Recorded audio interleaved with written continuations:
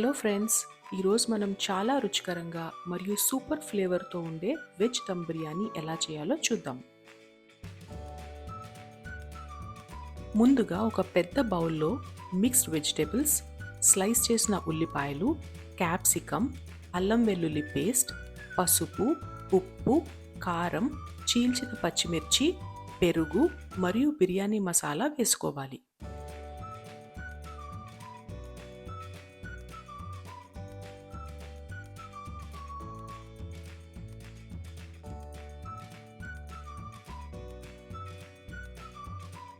ఇవన్నీ బాగా కలిపి 30 మినిట్స్ మ్యారినేట్ అయ్యేలా రెస్ట్ ఇవ్వాలి. మ్యారినేట్ అయిన తర్వాత అందులో కట్ చేసిన బంగాళదుంప ముక్కలు వేసి కలపండి. ఇప్పుడు ఒక ప్యాన్లో నూనె లేదా నెయ్యి వేసి వేడి చేయండి. అందులో జీలకర్ర వేసి అది చిటపట్లాడిన తర్వాత మ్యారినేట్ చేసిన వెజిటబుల్స్, ఫైన్గా కట్ చేసిన టొమాటో ముక్కల్ని, దాంతోపాటు కొంచెం కారం అండ్ అవసరమైనంత ఉప్పు మీ టేస్ట్కి సరిపడా వేసి 5 నుంచి 7 నిమిషాలు ఉడికించండి.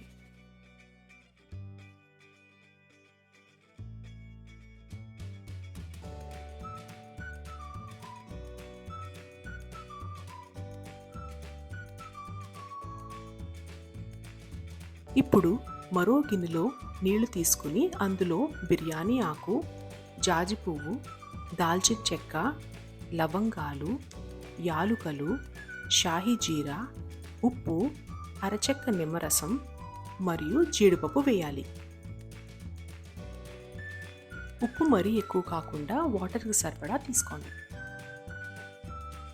నీళ్లు మరిగిన తర్వాత సోక్ చేసిన రైస్ వేసుకోవాలి. నేనైతే 30 మినిట్స్ సోక్ చేశాను.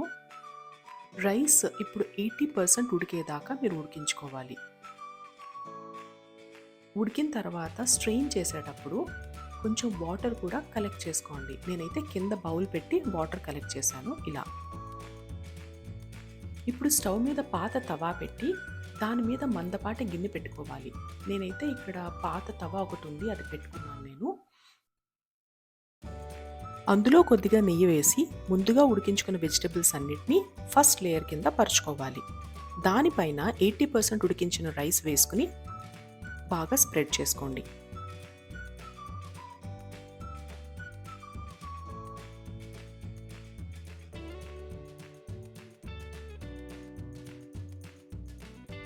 అంతా స్ప్రెడ్ చేసుకున్న తర్వాత దానిపైన నెయ్యి, కుంకుమ పువ్వు కలిపిన పాలు, బిర్యానీ మసాలా, ఇందాక మనము స్ట్రెయిన్ చేసుకుని దాచిపెట్టుకున్న వాటర్ ఏదైతే ఉందో అది ఒక 1/4 కప్పు, కొత్తిమీర మరియు పుదీనా ఆకులు చల్లుకోవాలి.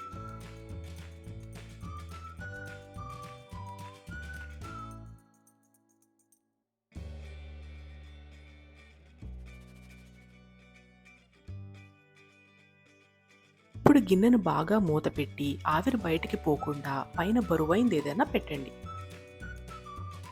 మొదట 5 మినిట్స్ హై ఫ్లేమ్ మీద, తర్వాత 35 మినిట్స్ లో ఫ్లేమ్ మీద దమ్ పెట్టాలి. అంతే ఫ్రెండ్స్, ఎంతో రుచికరమైన వెజ్ దమ్ బిర్యానీ రెడీ. వేడివేడిగా సర్వ్ చేసి ఎంజాయ్ చేయండి. నా వీడియోస్ మీకు నచ్చినట్టయితే లైక్, షేర్, సబ్స్క్రైబ్ చేయడం మర్చిపోకండి.